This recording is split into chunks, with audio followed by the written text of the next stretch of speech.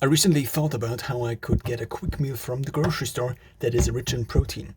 Now, one of the solutions would be that I buy lentils and then I take the bottle of vegan protein powder I have in my rucksack and then I put it in here. And then I would ideally carry a spoon.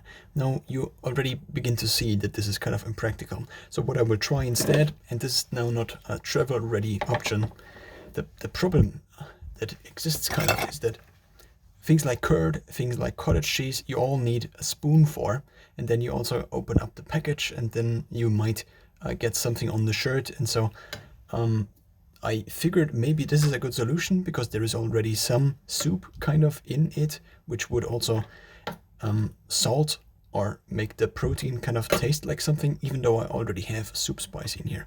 But let's just pour a little bit more into this, and maybe not so much because I just want to try to taste it. And now I would just pour a little bit of protein powder in here and then mix it up. Now, in terms of the macros, the protein powder has 77 grams of protein, a couple of grams of fat, and a couple of grams of something else. And the macros of lentils are mostly carbs as well as protein.